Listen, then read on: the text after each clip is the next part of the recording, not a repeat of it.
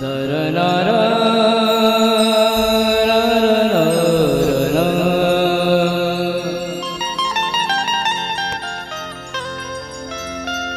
मेरा आपकी कृपा से सब काम हो रहा है। करते हो तुम कन्हैया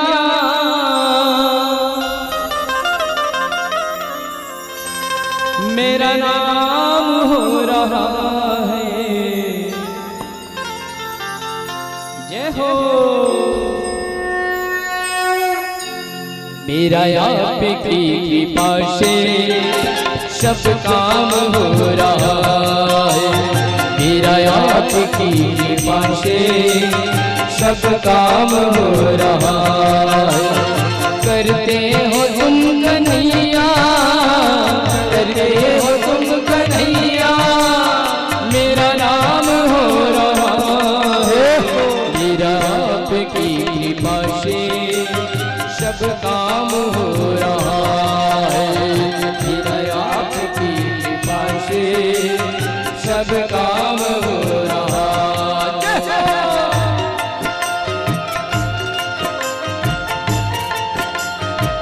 श्री राधे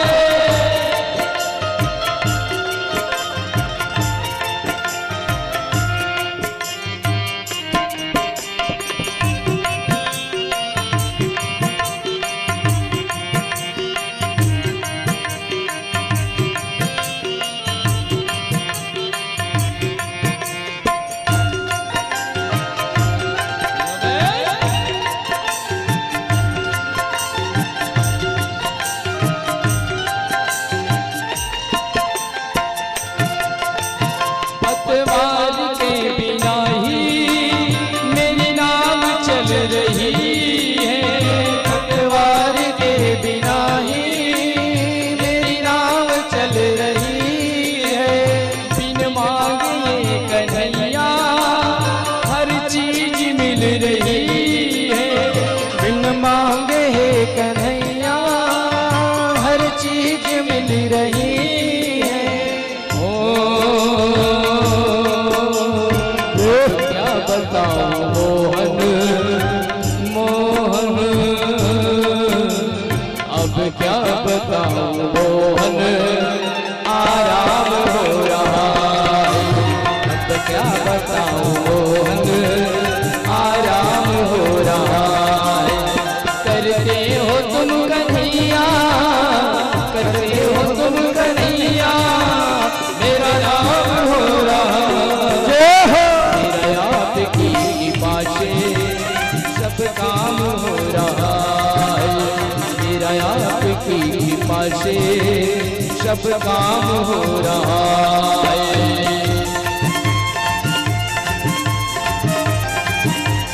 जय हो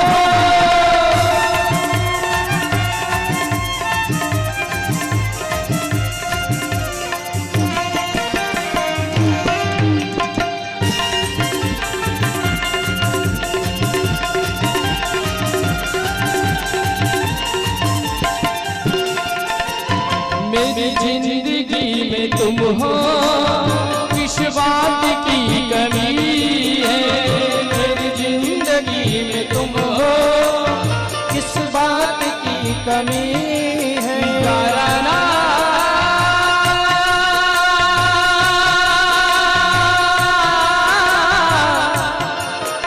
दाराना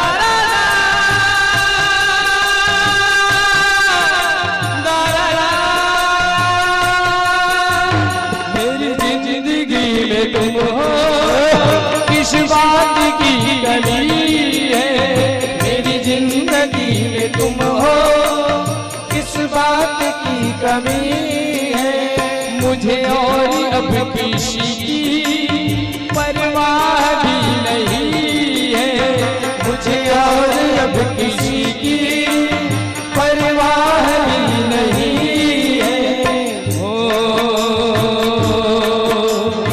तेरी बदौलतों से मोहन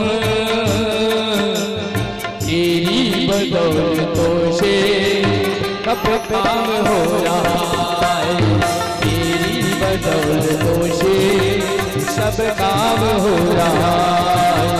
करते हो तुम कन्हैया, करते हो तुम कन्हैया, मेरा नाम हो रहा है, मेरा आपकी कृपा से सब काम हो रहा है, मेरा आपकी कृपा से सब काम हो रहा है, मेरा नाम हो रहा है, मेरा काम हो रहा है, आराम हो रहा है, मेरा नाम हो रहा है। दरना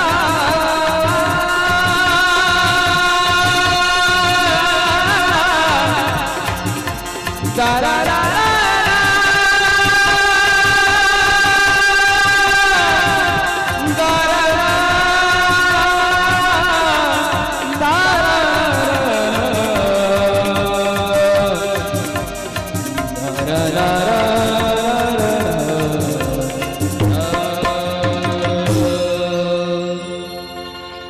मेरा आपकी कृपा से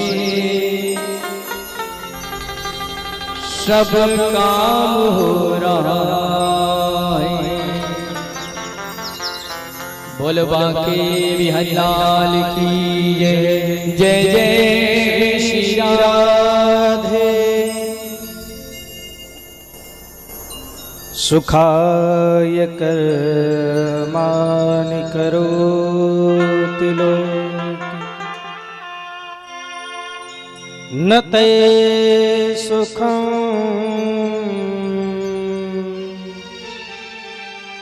वान्यदुपारवं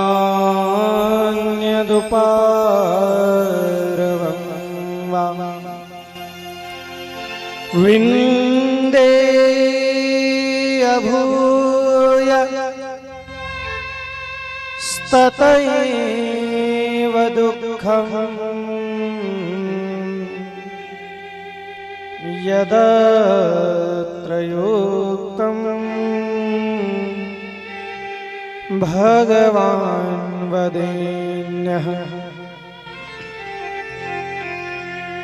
विदुर जी ने मैत्रेय से प्रश्न किया, है भगवान, सुखाय कर्माणि करोति लोके, इस संसार में सभी जीव सुख की कामना से ही सारे कर्म करते हैं, लेकिन सुख किसी को मिलता। हम भोजन क्यों करते हैं? सुख मिले। अच्छा घर क्यों चाहते हैं? सुख मिले। अच्छा परिवार, अच्छा गांव, अच्छा समाज, अच्छे कपड़े, अच्छा रूप, अच्छा रंग, सब चीज अच्छा क्यों चाहते हैं? ताकि उस अच्छे चीज से हमें सुख मिले। परंतु क्या सबके सब सुखी हैं? कोई सुखी नहीं। परंतु चाहिए सबको सुख, लेकिन व्यक्ति सुखी नहीं है और दुख किसी को नहीं चाहिए। लेकिन संसार में एक व्यक्ति ऐसा नहीं जिसे कोई दुख ना हो। सुखाय कर्माणि, सभी कर्म जब सुख के लिए होते हैं तो सुख मनुष्य को मिलना चाहिए, और दुख के लिए कोई कार्य नहीं होता, लेकिन फिर भी दुख सबको मिलता रहता है। क्यों? मैत्रेय जी ने कहा कि विदुर, तुमने बहुत अच्छा प्रश्न किया। सारा संसार सुख चाहता है, लेकिन सुख किसी को मिलता नहीं। दुख कोई नहीं चाहता, लेकिन बिना चाहे सबको दुख मिलता रहता है। क्यों?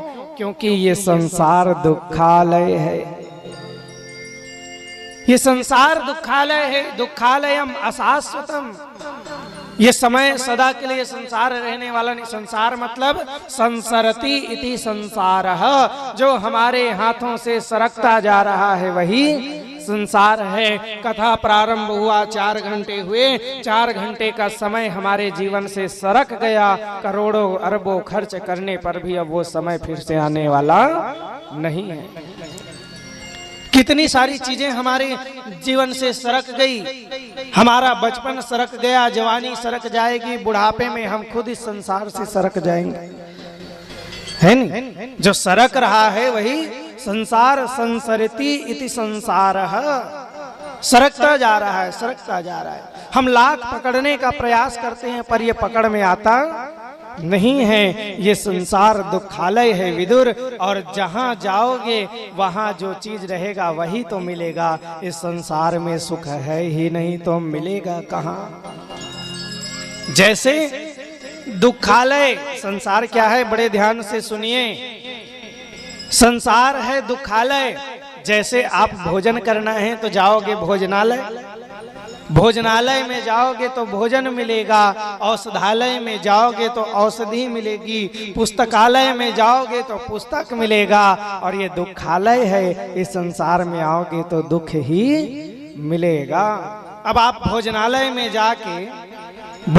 में जाके आप कहें कि भैया कोई एक पुस्तक दे दो, तो भोजनालय में पुस्तक थोड़ी मिलेगी, पुस्तकालय में पुस्तक मिलेगा। पुस्तकालय में जाकर कहो कि मुझे सर्दी हो गई है कुछ दवाई दे दो, तो पुस्तकालय में तुम लाख घंटे उपाय कर लो, लेकिन पुस्तकालय में औषधि मिलने वाली नहीं है। औषधालय में जाकर आप पुस्तक की मांग करो, नहीं मिल पाएगा। वैसे ही ये दुखालय है संसार, दुखालयम शाश्वतम। ये दुखालय है, यहाँ बिन मांगे दुख ही मिलेगा, मांगने पर भी किसी को सुख मिलने वाला नहीं।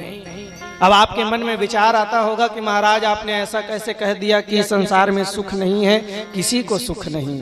सुख क्या है? हमारी कामना की पूर्ति ही सुख के रूप में नजर आती है। कल तक हमारा घर कच्चा था, हमारे मन में ऐसा विचार आया कि हमरो घर पक्की हो जाती। जब तक आपका मकान नहीं बना तब तक आप दुखी थे। मकान बन गया, मकान बनने को आपने अपनी खुशी मान रखा था, तो क्या मकान बन गया तो आप थोड़े समय के लिए सुखी हुए, लेकिन फिर मन में कोई कामना आएगी और फिर से जीवन दुखी हो जाएगा। अर्थात मकान में कोई सुख नहीं है। हमारी कामना ही सुख दुख का कारण बनती है। हमने कामना किया मकान बन जाए, मकान बन गया तो हम सुखी हो गए, पर मकान बनने के बाद हमने चाहा कि हमारे घर कार आ जाए, कार आ गई, थोड़े सुखी हो गए।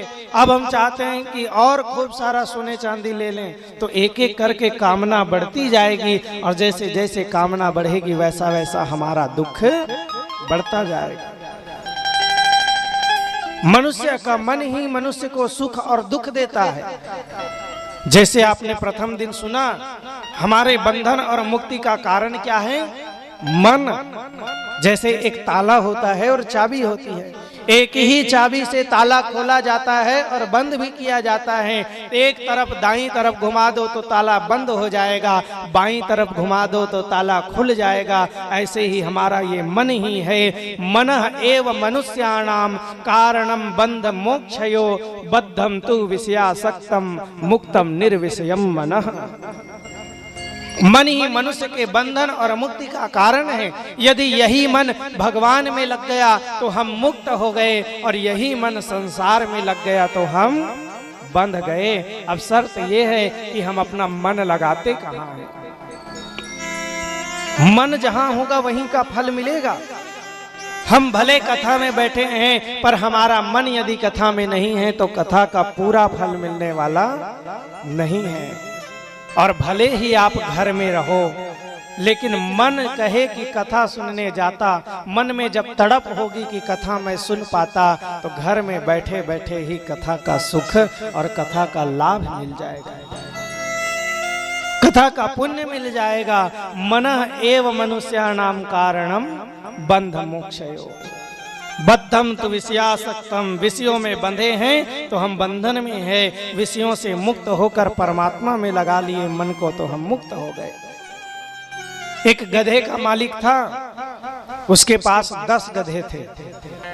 गधे के मालिक के पास 10 गधे थे। अब रात में उसे गधे को बांध कर रखना था। 9 गधों को बांध दिया, 10वें गधे के लिए रस्सी उसे नहीं मिली। रस्सी नहीं मिला 10वें गधे को बांधने के लिए, वो सिर पकड़ा बैठा था। महात्मा जी जा रहे थे। महात्मा ने कहा, क्यों दुखी हो, अपने दुख का कारण बताओ। गधे के मालिक ने कहा, देखना महाराज, 10 ठन गधा है, 9 ठन ला बांध डरे, 1 ठन बर रस्सी दिखत नहीं है इसे। तो महात्मा कथे, तोड़ ले गधा कौन हुई? गधल बांधे बर रस्सी खोजबे तो तोड़ ले गधा कौन हुई? का मतलब? महात्मा ने कहा, अरे गधे को बांधने के लिए रस्सी की जरूरत नहीं, बस रस्सी से बांध रहा हूं ऐसा नाटक कर दो, गधा अपने आप बंध जाएगा। गधे के मालिक ने कहा, अच्छा ऐसी बात। जो गधे के गले में हाथ फिराया, जैसे बाकी गधे को रस्सी से बांधा वैसे ही बांध दिया गधे को खूब खूंटे से, मतलब सिर्फ नाटक किया बांधने का। गधे ने मन में सोच लिया कि मैं बंध गया। मन में गधे ने सोच लिया कि मुझे मालिक ने बांध दिया, मैं बंध गया। प्रातः काल हुआ, सुबह होते ही सभी जितने को रस्सी में बांधे थे उनको उस गधे के मालिक ने छोड़ा और सब के सब चलने लगे गधे। और जो 10वां गधा था जिसे मने मन में बांधे रहा है, वो गधल कतनो चले कहा चलबे नहीं करे, वो टस के मस नहीं हुए। जब मारी 4 लौटी, गधा हिले के नाम नहीं ले। गधा का मालिक कहा, ये गधल हो का आगे कौन जादू टोना कर दी से। खूब मारिस गधल, चल चल चल, खूब डंडा मारिस, लेकिन गधा हिले का नाम नहीं ले। महात्मा सिर पकड़ के बैठ गए। महात्मा, गधे का मालिक सिर पकड़ के बैठ गया। महात्मा फिर आ रहे थे। महात्मा ने कहा, अब क्यों दुखी हो, गधा तो बंध गया। गधे के मालिक ने कहा, महाराज सब तोरे करे कराए, हरे कौन जन का मंत्र मार दे, मोर गधा हाले के नाम नहीं ले थे। महात्मा कथे, का हो गए, बाकी सब गधा चल दी से, गधा बंधा है कहीं, ये जाए के नाम नहीं ले थे। महात्मा कथे, जैसन बांधे रे तैसन यौला हेरे है। गधा कथे बांधे च नहीं, गधा के मालिक कथे बांधे च नहीं हो, हेरो कैसे? महात्मा कथे, तोड़ ले गधा सही कोई नहीं। अरे जैसे बांधे रे वैसे हेर, बांधे के नाटक करे रे, हेरे के नाटक कर दे। गधा के मालिक करके देखी, चल देख ले तो हेरे के जैसे नाटक करिस। गधा वाह भगई भागिस, पहला आ गयो।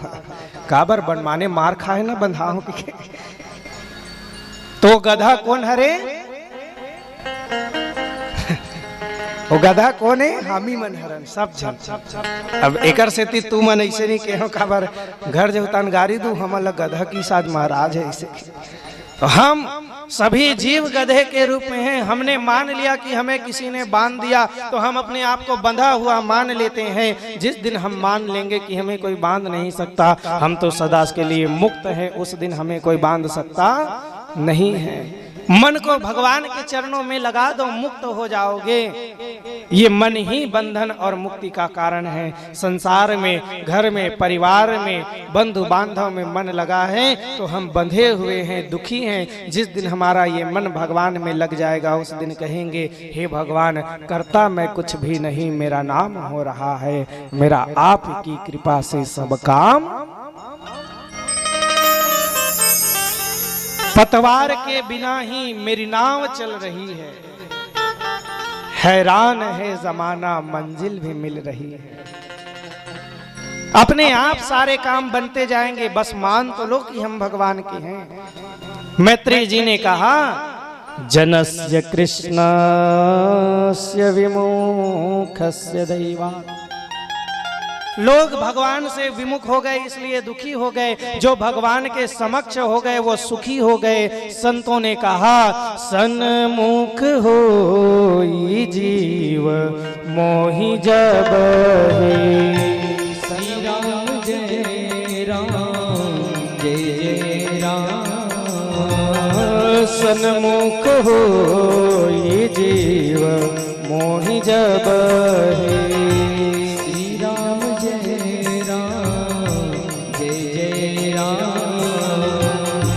सन्मुख होई जीव मोहि जब हे। श्री राम जय राम जय जय राम। सन्मुख होई जीव मोहि जब हे। श्री राम जय राम जय जय राम। जन्म कोटि अघनाश सहित बहे। श्री राम जय राम जय जय राम। जन्म कोटि अघनाशहित बहे।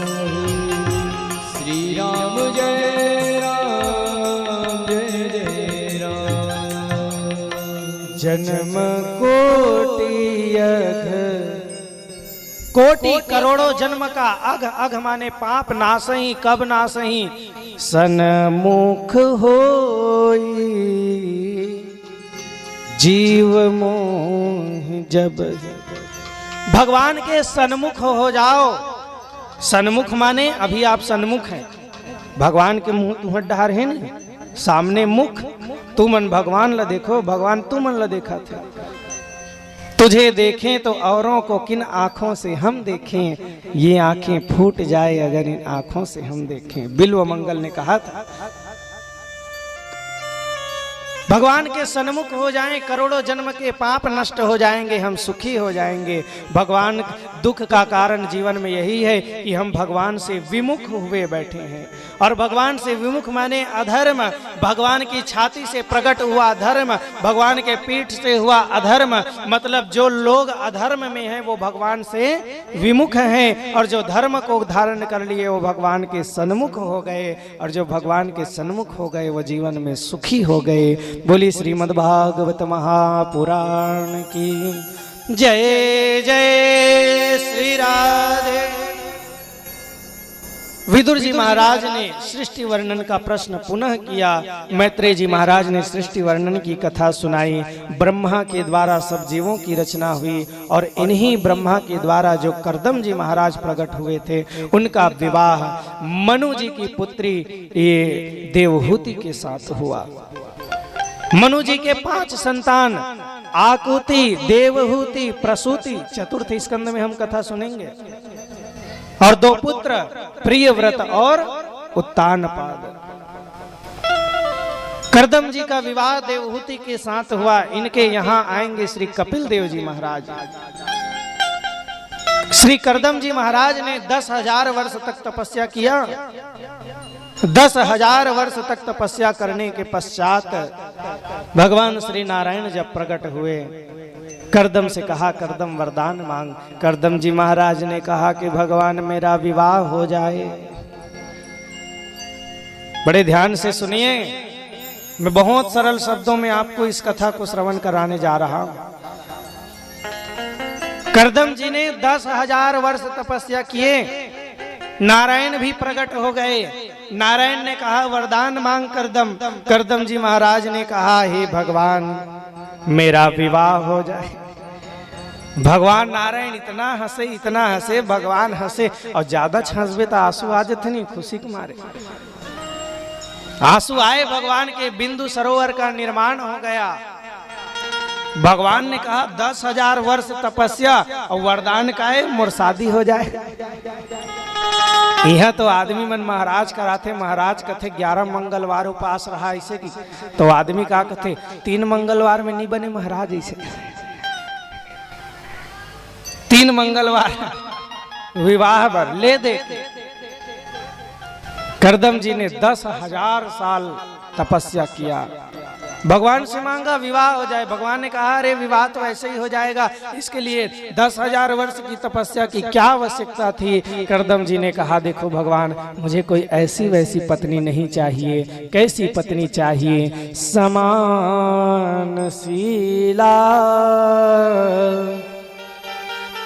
गृह में दधेनु।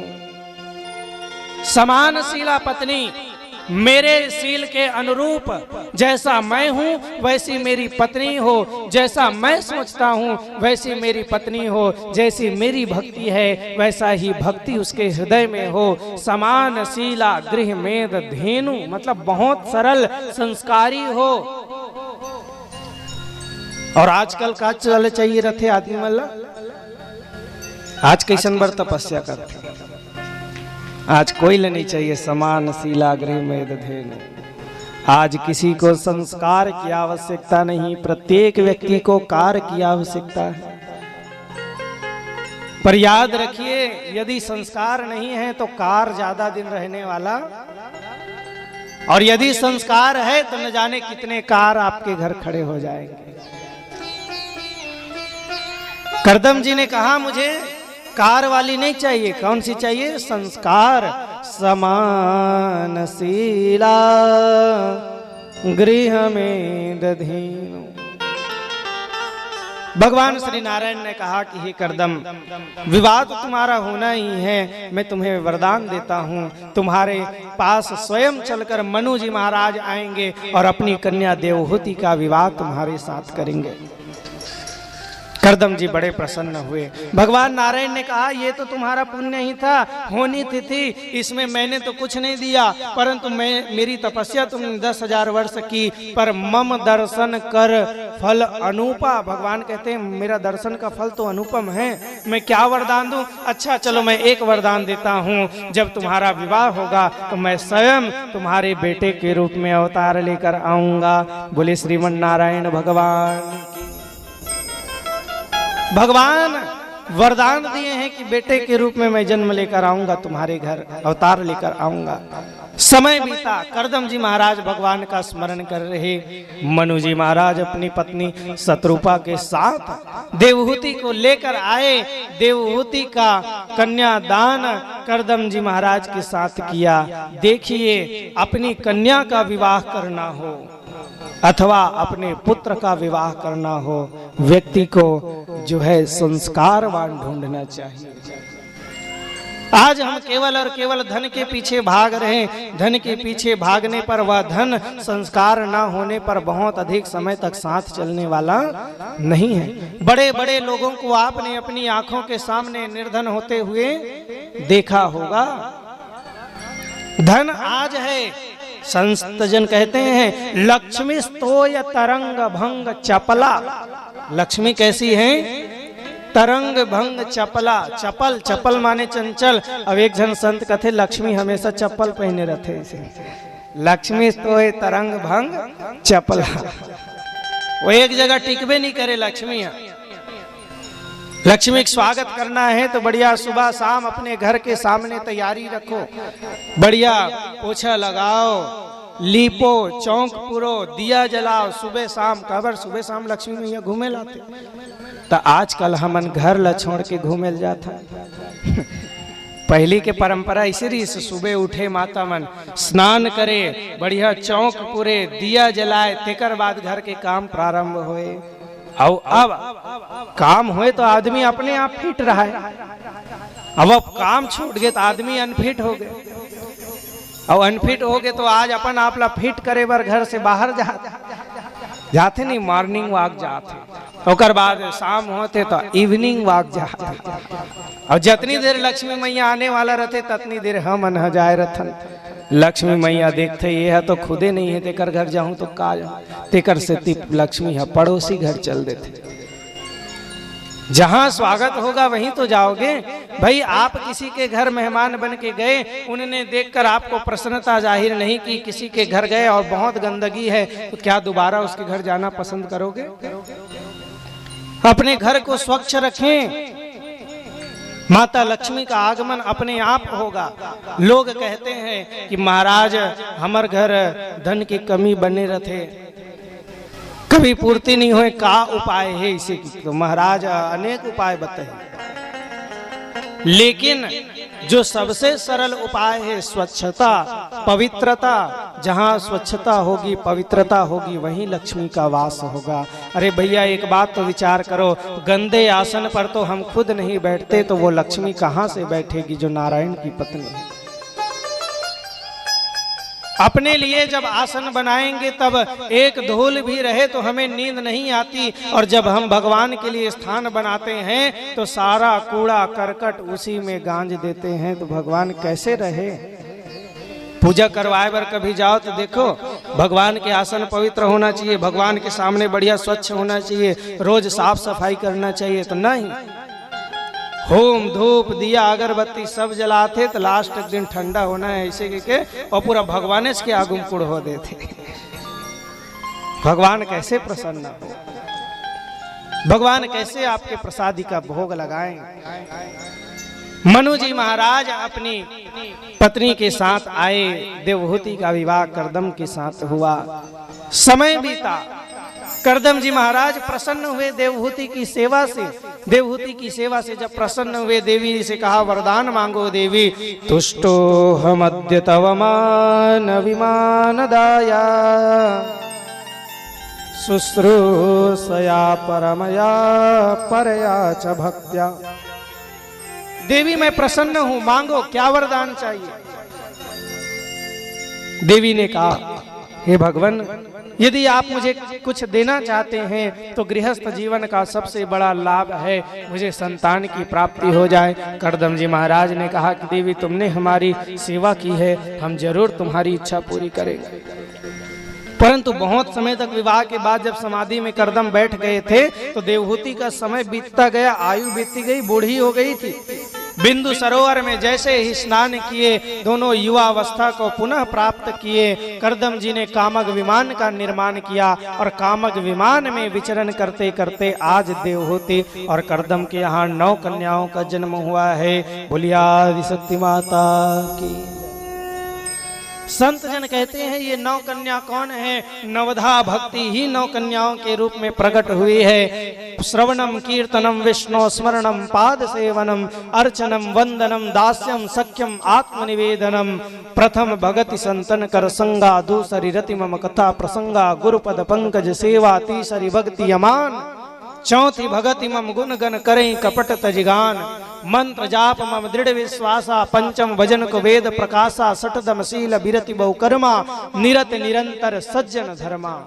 9 भक्तियों का वर्णन आपको कल विस्तार से बताया जाएगा। प्रहलाद जी 9 भक्ति का वर्णन देंगे अपने पिता को। हिरण्यकश्यप पूछते बेटा स्कूल गए रहे पढ़े बर का सीखे रे? इसे कथे प्रहलाद कहते मैं पिताजी मैं 9 विद्या सीखे हूँ। का विद्या सीखे बता कथे तो कही देते श्रवणम कीर्तनम विष्णु। विष्णु की आज्ञा नहीं होना कथे तो करे बेटा कथे विष्णु पूजा करो, कथा सुनो, जप करो, ध्यान करो। नवधा भक्ति का विस्तार से हम कल श्रवण पान करेंगे। नवधा भक्ति प्रकट हुई, ब्रह्मा के 9 पुत्रों के साथ इनका विवाह हुआ। करदम जी महाराज वन की ओर जब जाने लगे, माता ने प्रार्थना किया हे भगवान 9 कन्या आ गई मेरे घर, इन कन्याओं का विवाह भी आपने करा दिया, परंतु मैं किसके अवलंब में इस जीवन को बिताऊंगी? कोई ना कोई सहारा तो चाहिए, मैं अकेले कैसे जीवन जीऊंगी? एक पुत्र तो जरूर होना चाहिए ना। आप वन को चले जाएंगे, मैं किसके सहारे जीऊंगी? करदम जी ने कहा हाँ देवी मुझे याद आ गया, स्वयं भगवान ने कहा था कि मेरे घर पुत्र बनकर आएंगे। और आज करदम जी महाराज का जब संकल्प पूर्ण हुआ तो समय बीता और काल के बीतने के पश्चात करदम के घर सुंदर स्वरूप में श्री कपिल देव जी महाराज का आगमन हुआ। बोलिए कपिल देव जी महाराज की जय। जय श्री राधे। कपिल देव जी महाराज का आगमन हुआ। करदम जी मन ही मन सोचते कि भगवान प्राप्त हो जाए उसमें ज्यादा सुख नहीं है। भले हम तड़पते हैं भगवान को पाने के लिए, पर आज भगवान मिल गए। करदम के घर बेटे बन के पैदा हुए हैं, प्रकट हुए, अवतार लिए। लेकिन करदम सोचते हैं कि आए भी ऐसे रिश्ते में बेटे बन के, और सुबह उठते करदम जी महाराज के समक्ष कपिल देव जाते और कपिल देव जी महाराज जो साक्षात भगवान है वो करदम के चरणों में प्रणाम करते। पिताजी प्रणाम। करदम जी महाराज बेचारा कुछ नहीं कह सकते, खबर जानते भगवान है कि, लेकिन बन के आए बेटा तो संत जन का कथे प्रात काल उठ के रघुनाथा, प्रात काल उठ के रघुनाथा, मातु पिता गुरु नावहि माथा,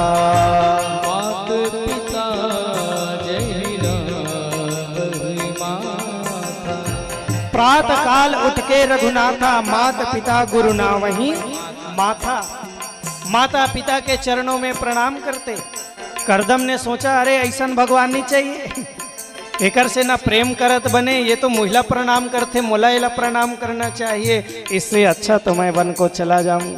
करदम जी महाराज ने अपने पुत्र करदम कपिल के साथ अपनी पत्नी देवहूति को सौंपा और आज करदम जी महाराज वन में चल पड़े। मैं वन में जाकर इस सुंदर से अपने पुत्र के स्वरूप का ध्यान करूंगा और भगवान मुझे प्रणाम करते हैं, पिता होने के नाते ये मुझे अच्छा नहीं लगता। ये हमारे लिए बहुत बड़ी शिक्षा है। संतान के रूप में जन्म लेकर आने पर स्वयं परम पिता परमात्मा माता पिता के चरणों में प्रणाम करते हैं। प्रातः काल उठ के रघुनाथा, प्रातः काल उठ के रघुनाथा, मातु पिता गुरुना वही माथा, मातु पिता गुरुना वही माथा, प्रातः काल उठ के रघुनाथा, प्रातः काल उठ के रघुनाथा, मातु पिता गुरु ना वही माता, मातु पिता गुरु ना वही माता, मातु पिता गुरु ना वही माता, मातु पिता गुरु ना वही माता। प्रातः काल उठ के जब प्रणाम करने लगे करदम ने कहा इसमें सुख नहीं है, छोड़कर चले गए वन। आज देवहूति उपस्थित है कपिल देव के समक्ष, जाने कि ये कपिल स्वयं परमात्मा है। देवहूति ने हाथ जोड़कर प्रश्न किया कि बेटा बताओ, मेरे जितना भोग इस संसार में किसी ने नहीं किया, परंतु इतना भोग भोगने के बाद भी मुझे तृप्ति, लोग सोचते हैं ना कि ये चीज मिल जाए तो मैं तृप्त हो जाऊं, ये चीज मिल जाए तो मेरी कामना पूर्ति हो जाए, परंतु संसार में सब कुछ व्यक्ति को मिलता है पर उसकी कामना पूर्ति होती नहीं है। इसलिए तो संत जन कहते हैं कि भैया ये जीवन ऐसा है कि भोगा न भुक्ता वयमेव भुक्ता, तपो न तप्ता वयमेव तप्ता, कालो न यातो वयमेव यातः, तृष्णा न जीर्णा वयमेव जीर्णा। हम सोचते हैं कि हम भोग को भोग रहे हैं, लेकिन हम भोग को नहीं भोगते, भोग हमें भोग जाता है। भोग को भोगते भोगते हम समाप्त हो गए, लेकिन आज तक भोग समाप्त, हम भोजन करते हैं, भोजन करते करते एक दिन हम समाप्त हो जाएंगे, लेकिन भोजन कालो न यातो वयमेव यातः। किसी से आप पूछें क्या कर रहे हैं, लोग आपको जवाब देंगे कुछ नहीं, बस टाइम पास कर रहे हैं। अरे भैया हम क्या टाइम पास करेंगे, जिस दिन टाइम ने हमें पास कर दिया उस दिन हम टाइम पास नहीं करते, टाइम हमें पास कर देता है। भैया जाओ, अब समय नहीं रहा तुम्हारे पास। भोगा न भुक्ता वयमेव भुक्ता, तपो न तप्ता वयमेव तप्ता, कालो न यातो वयमेव यातः, तृष्णा न जीर्णा वयमेव जीर्णा। चाह हमारे जीवन में सारी मुसीबतों का जड़ बन जाती है। ये चाहिए वो चाहिए, संसार का सारा सुख मिल जाए, संसार का सारा सुख मिल जाने पर भी कोई सुखी होता नहीं है। हम इसी सुख को चाहते हैं। वो इंद्र तो देवराज है, कौन सा सुख उसके पास नहीं, लेकिन इंद्र भी सुखी नहीं है। आप रात और दिन कथाओं में सुनते हैं, इंद्र रात और दिन उसका सिंहासन डोलता रहता है, रात और दिन झगड़े लड़ाई में इंद्र का बीतता है, कोई सुख नहीं है इंद्र को। इसलिए चाह को समाप्त कीजिए, बस जीवन का आनंद लीजिए, किसी भी वस्तु का चाह ना रखिए। जो चीज मिल रहा है प्रारब्ध और कर्मानुसार उसका भोग करते हुए भगवान का स्मरण कीजिए। संत जन कहते हैं चाह गई चिंता मिटे,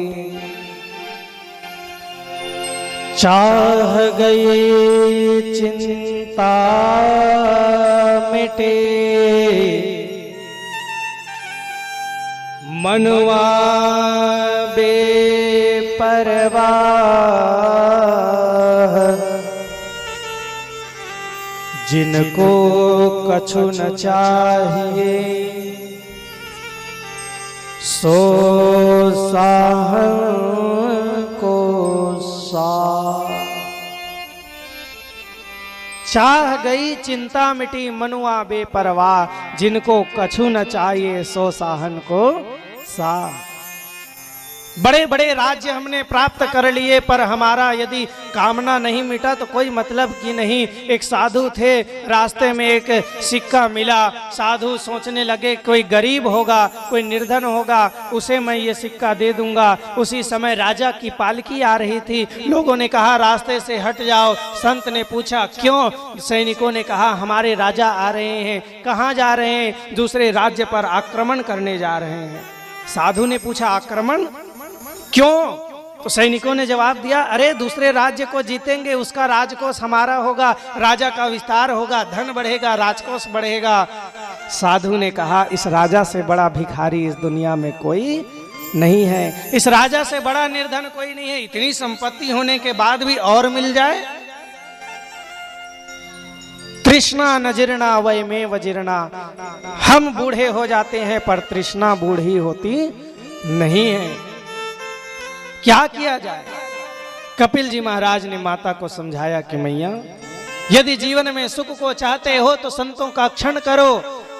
यदि संतों का संग नहीं किया जाएगा तो जीवन में कोई भी क्षण हमें सुख नहीं मिलने वाला।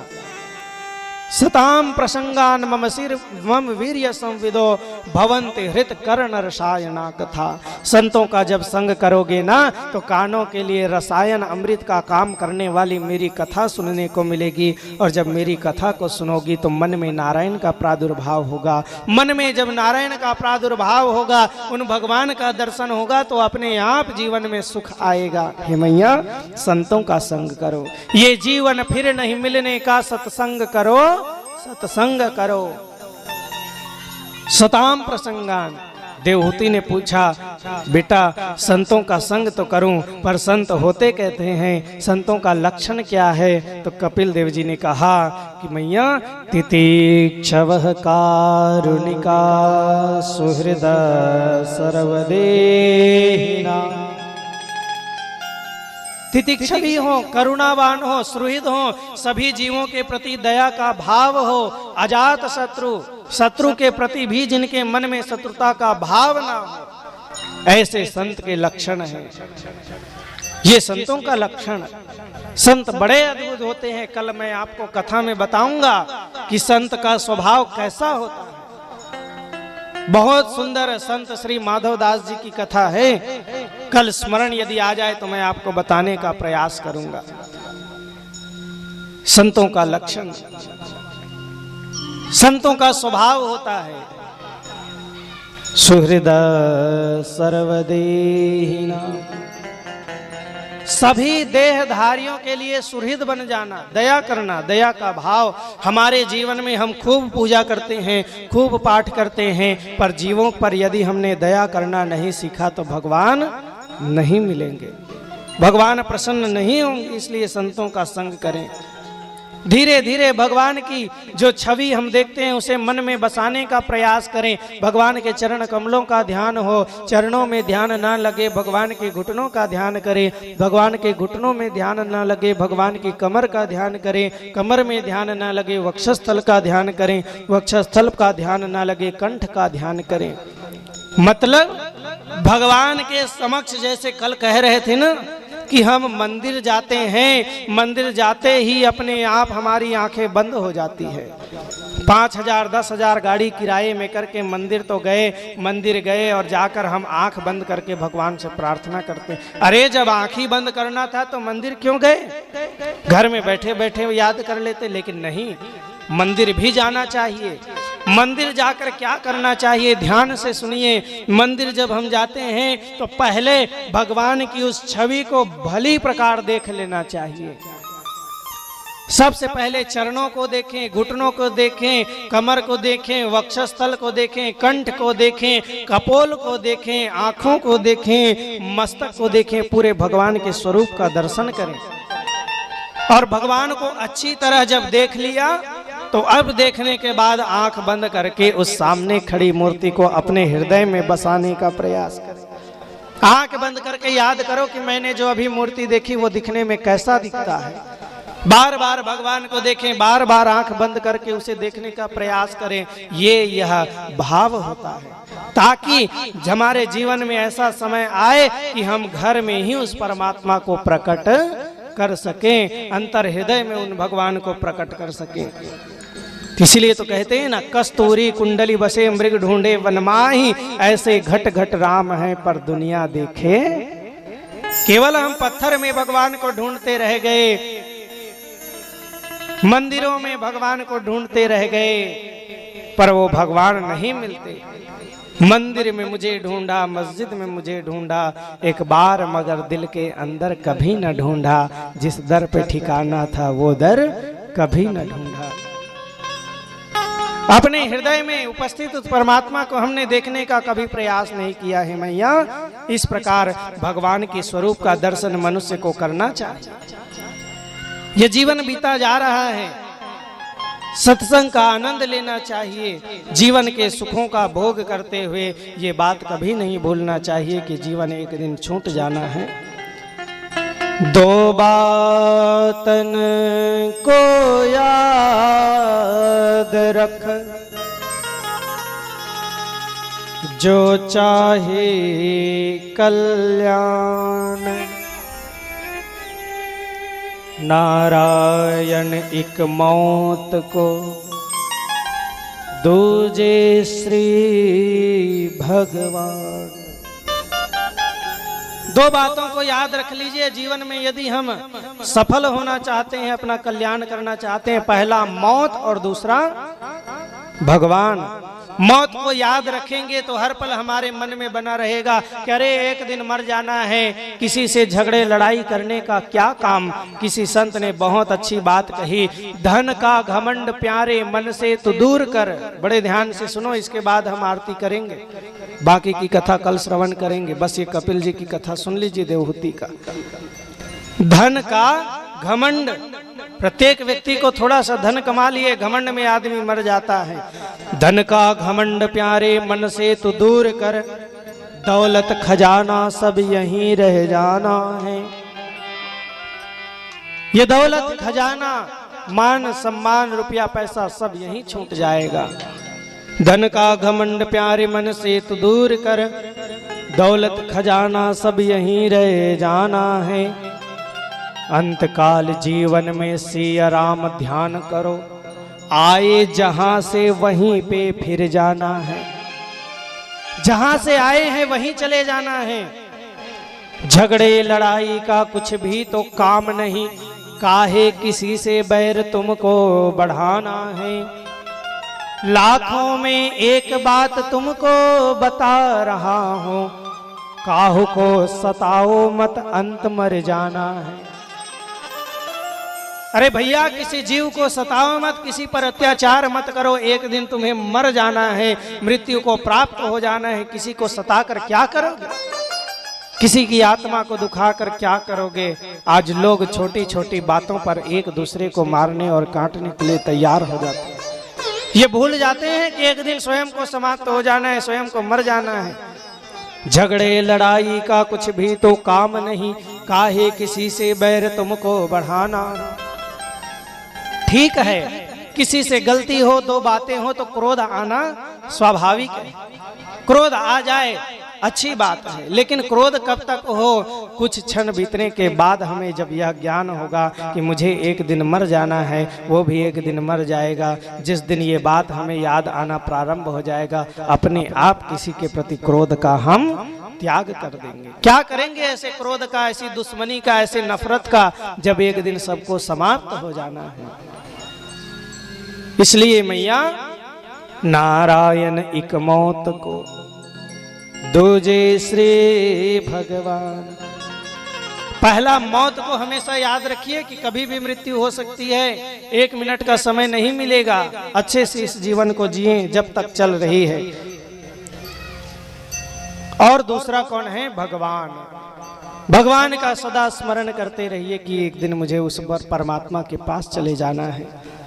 किसी भी कर्म को करने से पहले विचार करें कि क्या मेरे ऐसा कर्म करने से उस भगवान को खुशी होगी, क्या वह परमात्मा प्रसन्न होगा जिस परमात्मा ने मुझे इस संसार में जन्म दिया, जिस परमात्मा ने मुझे इस संसार में भेजा, क्या उस परमात्मा को खुशी होगी। कोई कहता है कि अरे भैया रोज हम कपड़े पहनने से पहले सोचते हैं कि ये कपड़े से लोग खुश होंगे या नहीं, हम कर्म करने से पहले ये क्यों नहीं सोचते कि इस कर्म से भगवान खुश होंगे या नहीं। भगवान की प्रसन्नता के लिए सारा कर्म किया जाए। कपिल देव जी महाराज ने अपनी माता को ऐसा ज्ञान दिया, माता देवहूति को वैराग्य हुआ और भगवान के चरण कमलों में अपने मन को ऐसा लगाया, भगवान का ध्यान किया और एक अवस्था ऐसी आती है जब भगवान के चरणों में पूर्ण रूप से व्यक्ति समर्पित हो जाता है, उस अवस्था को प्राप्त कर लेता है तो व्यक्ति स्वतः ही भगवान के चरणों में लीन हो जाता है। जैसे मीरा भगवान के चरणों में लीन हो गई, मीरा का देह नहीं मिला। कबीर भगवान के चरणों में लीन हो गए, देह नहीं मिला। चैतन्य महाप्रभु जगन्नाथ में समा गए सदेह। ऐसे ही देवहूति भी नदी के रूप में परिणित हो गई। बोलिए कपिल देव जी महाराज की जय। जय श्री राधे। ऐसे श्री कपिल देव जी महाराज ने अपनी माता को सांख्य योग का उपदेश दिया। गर्भ में बालक की दशा कैसी होती है इस विषय में भी कपिल ने बताया था। 7वां माह जब बालक का होता है, माता के गर्भ में सारा ध्यान उसे सभी जन्मों का आ जाता है। भगवान से प्रार्थना करने पर प्रसव वायु के द्वारा बालक का जन्म होता है। जन्म होते ही सारे वादे बालक भूल जाता है और वह बालक सभी भगवान से किए हुए वादे भूल जाता है। गर्भ में प्रार्थना किया रहता है, भगवान मुझे गर्भ से बाहर निकाल दो, मैं आपका भजन करूंगा। भगवान कथे बेटा तोला ऐसा वादा करत करत तो जीवन बीत गया, आज तक ते वादा पूरा। वादा यदि तुम पूरा करते तो तुम्हें फिर से जन्म नहीं लेना पड़ता, माता के गर्भ में आना नहीं पड़ता। वो जीव कहता है भगवान आखिरी मौका दे दो, अब जरूर मैं आपका भजन करूंगा, बस इस माता के गर्भ मल मूत्र के गड्ढे से मुझे बाहर निकाल दो, मैं संसार में जाके आपका भजन करूंगा। भगवान ने जन्म दिया। भगवान चित्रगुप्त से कहते हैं देख तो चित्रगुप्त ये जीव मोर भजन करूं कि हेरी। चित्रगुप्त कहते कहाँ भजन करी महाराज, वो तो खेल कूद में अपन जीवन बिताते। विवाह हुआ, समय बीता, भगवान ने कहा अरे उस जीव ने कहा था जब जीवन बीतने लगे मुझे याद ना करे तो मैं उसे चिट्ठी लिख के भेज दूं। चित्रगुप्त चिट्ठी लिख। कौन सी चिट्ठी लिखे? मनुष्य का बाल पकना प्रारंभ हो गए, जरावस्था प्रारंभ हुई, पहला चिट्ठी है भगवान के बाल पकना। आजकल लइका लइका बाल पका थे, माने भगवान का थे, अब तो बूढ़ा हो जरूरत नहीं है नहीं। भगवान पहले चिट्ठी दे देते, काबर बूढ़ा हो जाते तो लेत नहीं बने, इसे पहले भगवान चिट्ठी भेज दी, सब भगवान के नाम जपो। चित्रगुप्त से भगवान ने कहा देख तो जी चिट्ठी पहुंची सो ही भजन करी। चित्रगुप्त कथे कहाँ भजन करिए भगवान, हो तो ते दे रेस्ते कल ज्यादा करिए कड्डरी से डाई लगा डरी से। खूब काला हो गए बाल, कहाँ से तोर भजन करे। भगवान कथे अरे दूसरा चिट्ठी लिख। हम बूढ़े होते गए, दांत कमजोर हो गया, खाने में कोई रस नहीं मिलने लगा, जिनके दांत टूट गए हैं वो लोग ऐसा बताते हैं। हम जब वृंदावन में थे तो वहाँ एक बूढ़े रहते थे, तिवारी बाबा कहते थे उनका दांत टूट गया था। वो कहते थे, हम लोग कहते थे नकली दांत रखे थे, लगाते क्यों नहीं? वो कहते थे कि नकली दांत लगाओ तो कितना ही भोजन क्यों ना खा लो, स्वाद मिलने वाला नहीं है। भगवान के द्वारा दिया गया ये ओरिजिनल पदार्थ से ही भोग सकते हैं, नकली में वो सुख नहीं है। दांत झड़ने लगे, गिरने लगे। भगवान ने कहा चित्रगुप्त क्या मेरा भजन कर रहा है? चिट्ठी पाने के बाद दूसरी चिट्ठी भेज दिए। चित्रगुप्त ने कहा भजन कहाँ करे महाराज, हो तो औ अच्छा दांत लगा डरी से। भगवान ने तीसरी चिट्ठी लिखी, आंख हमारे कमजोर हो गए, दिखना बंद हो गया। भगवान ने कहा जब दिखना बंद हो गया तो संसार को छोड़कर मुझे तो देखेगा। चित्रगुप्त ने कहा नहीं भगवान, कलयुग के आदमी बड़ा चालाक है, आंखी कमजोर हो, अब तो चश्मा तक लगाए नहीं लगे, आंखिच में लेंस फिट हो जाते, देखी ते जान ही तको नहीं एल चश्मा लगे है, आंखी में लेंस फिट हो जाते। भगवान ने कहा ये मेरा भजन ऐसे नहीं करेगा, इसलिए संत जन कहते हैं कबहू कीन्हो ना भजनवा कैसे बीतेगी, कबहू कियो ना भजनवा कैसे बीतेगी।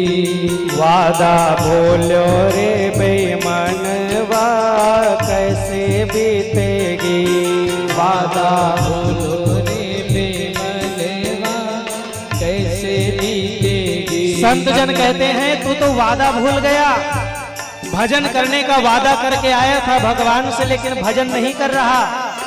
बालकपन आया, जन्म मिला तो बालकपन हम गंवा दिए, किसमें गंवाए? संत जन बहुत अच्छी बात कहते हैं, ध्यान से सुनिएगा, इसके बाद तुरंत हम आरती करेंगे, आगे की कथा कल सुनेंगे। बालपना हंसी खेल बितायो भोगों बीच जवानी, बालपना हंसी खेल बितायो भोगों बीच जवानी। बचपन हमने खेल कूद में जवा दिया, जवानी की अवस्था आई, भोग विलास में रंग रंग के व्यसनों में जीवन को गंवा दिया। इसलिए संत जन कहते हैं बालपना हंसी खेल बितायो भोगो बीच जवानी, बालपना हंस खेल बितायो भोगो बीच जवानी। मात पिता ने करी सगाई दुल्हा बने गुमानी, मात पिता ने करी सगाई दुल्हा बने जवानी। संत जन कहते हैं बालकपन हंसने खेलने में बिता दिया, जवानी भोग विलास में गंवा दिए, उम्र हो गई विवाह का, माता पिता ने कहा अब इसकी शादी कर दी जाए। संत जन कहते हैं बंध गयो हाथन में कंगनवा कैसे बीतेगी, बंध गए हाथन में कंगनवा कैसे बीतेगी। कबहू कियो ना भजनवा कैसे बीतेगी, कबहू कियो ना भजनवा कैसे बीतेगी। जय हो।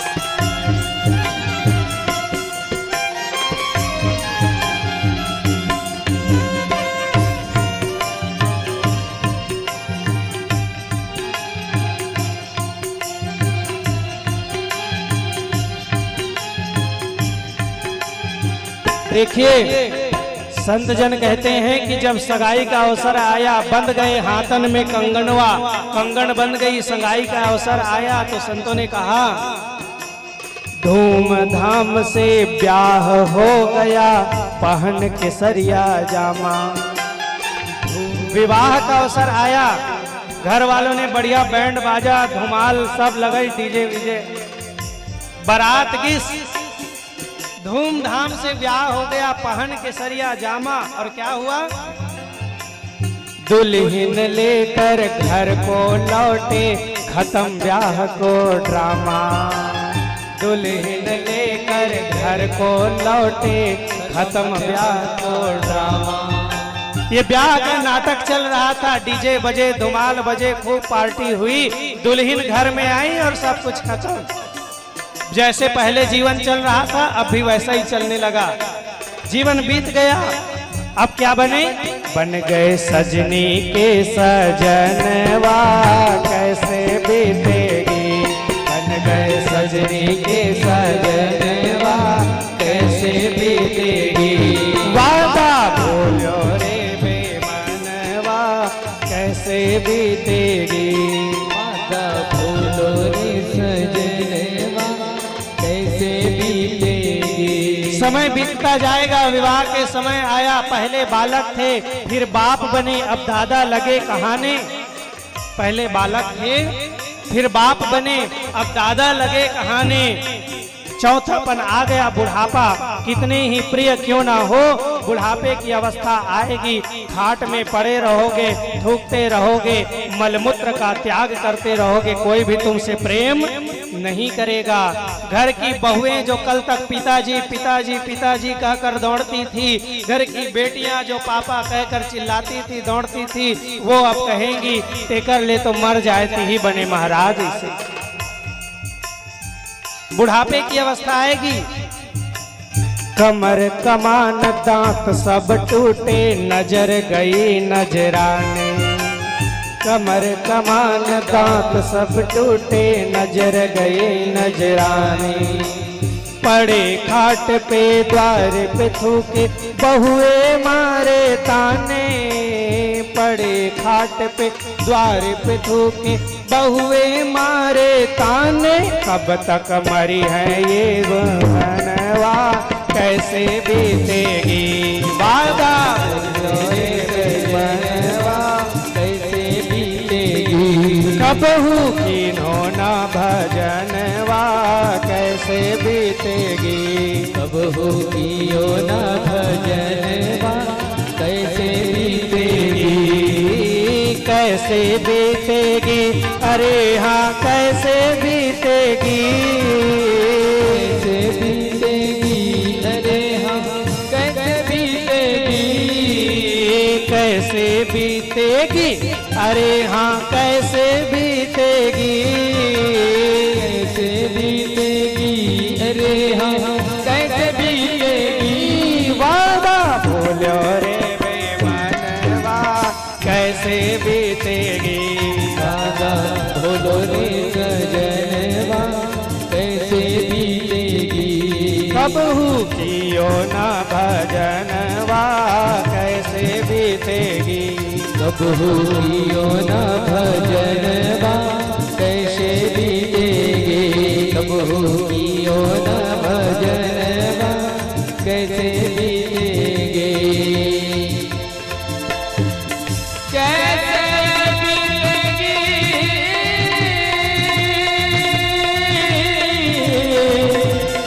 कैसे बीतेगी, कैसे बीतेगी। कबहू कियो न भजनवा, कैसे बीतेगी। कबहू कियो न भजनवा, कैसे बीतेगी। कबहू कियो न भजनवा, कैसे बीतेगी। जय जय श्री राधे। जल्दी से आरती करा दे। अतुमन कहा तो महाराज प्रसाद देवा दे। बोले भागवत भगवान की।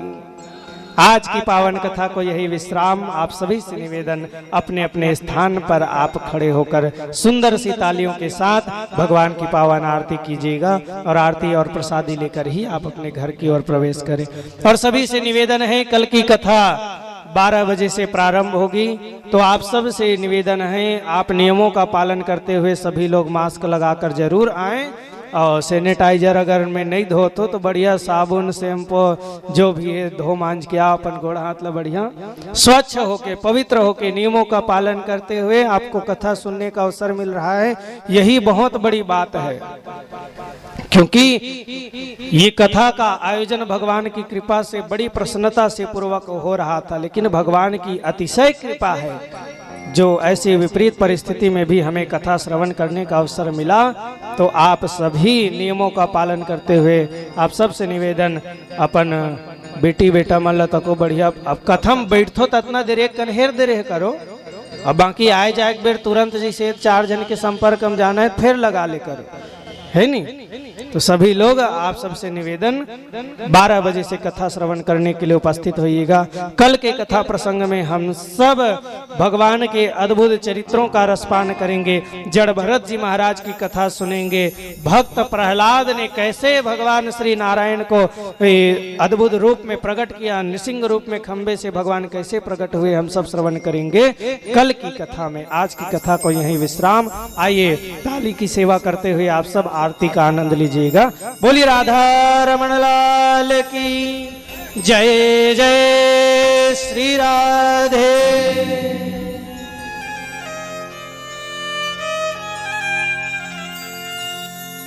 श्री राधे कृष्ण की ज्योति अलौकिक तीनों लोक में छाए रहे हैं। भक्ति विवश सब प्रेम पुजारन मंगल दीप जलाए रहे हैं। कृष्ण को गोकुल से राधे को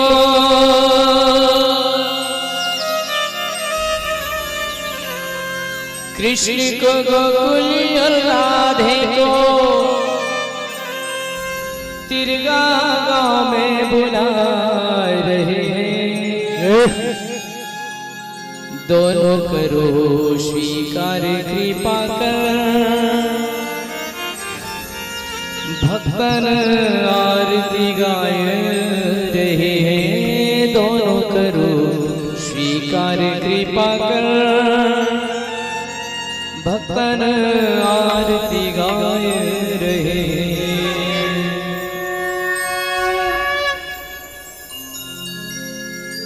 श्रीमद् भागवत भगवान की है आरती।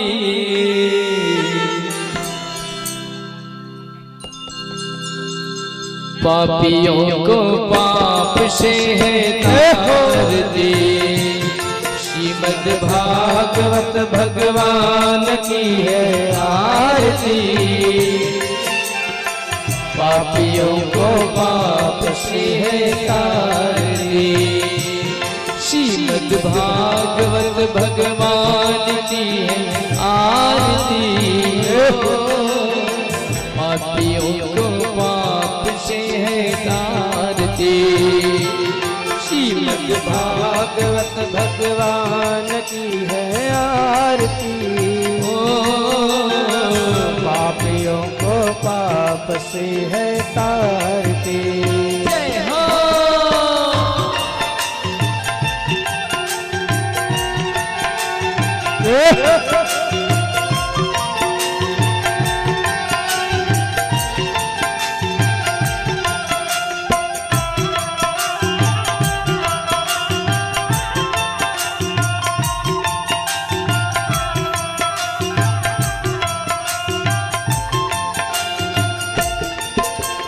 अमर ग्रंथ ये मुक्ति पंथ ये पंचम में निराला नौ ज्योति जगाने वाला। अमर ग्रंथ ये मुक्ति पंथ ये पंचम वेद निराला नव ज्योति जगाने वाला। हरि नाम यही हरि धाम यही हरि नाम यही हरि धाम यही हरि नाम यही हरि धाम यही हरि नाम यही हरि धाम यही। जग के मंगल की आरती। ओ पापियों को पाप से तारती। श्रीमद् भागवत भगवान की है आरती। पापियों को पाप से है तारती।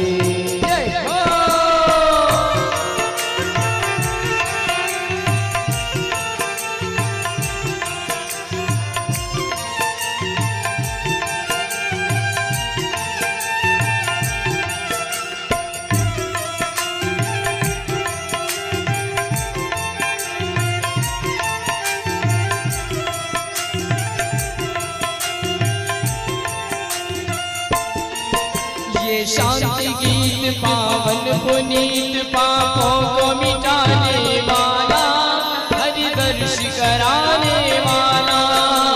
शांति गीत पावन पुनीत पापों को मिटाने वाला दर्श कराने वाला। ये सुख करनी ये दुख हरनी ये सुख करनी ये दुख हरणी, ये सुख करनी ये दुख हरणी, ये सुख करणी ये दुख हरणी। श्री मधुसूदन की आरती हो, पापियों को पाप से आरती। श्रीमद् भागवत भगवान की है आरती हो, पापियों को पाप से है तारती। जय हो।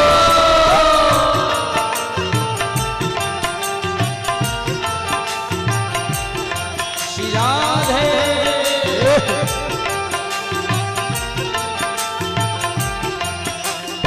बांके बिहारी लाल की जय हो।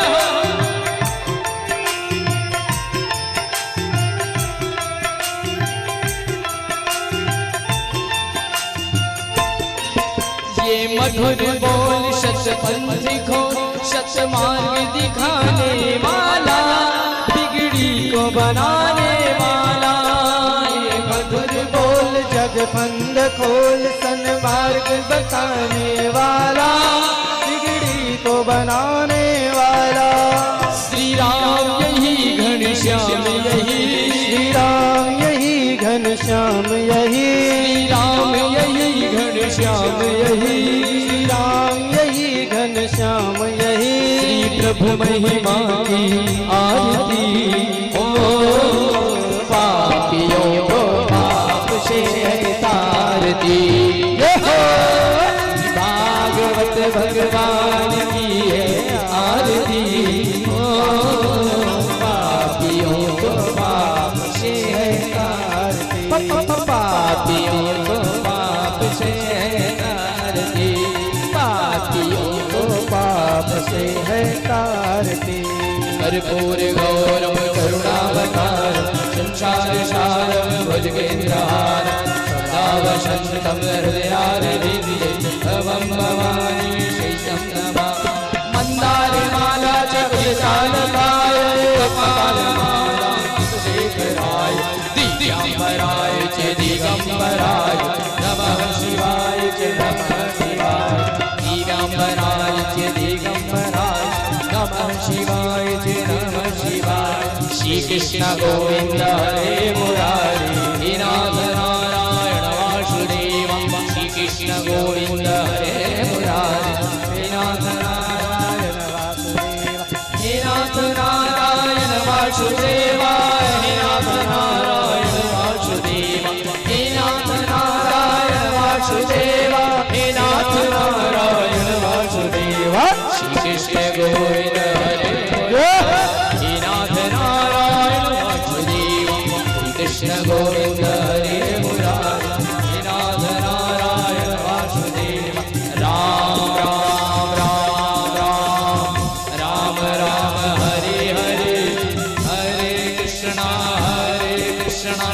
कृष्ण कृष्ण हरे हरे, हरे राम राम राम हरे हरे कृष्ण कृष्ण कृष्ण हरे राम राम राम राम राम राम राम राम राम राम हरे हरे, हरे कृष्ण कृष्ण कृष्ण हरे हरे, हरे कृष्ण कृष्ण कृष्ण हरे हरे, हरे कृष्ण कृष्ण कृष्ण हरे हरे, हरे कृष्ण कृष्ण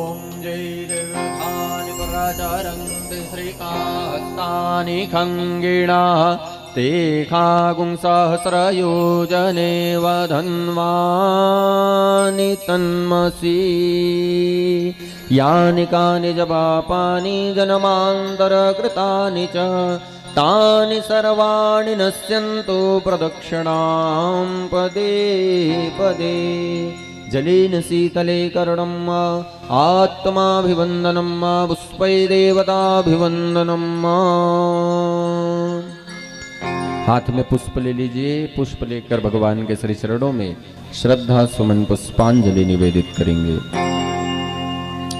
भूल वृंदावन बिहारी लाल की जय। अतमन मंत्र पुष्पांजलि।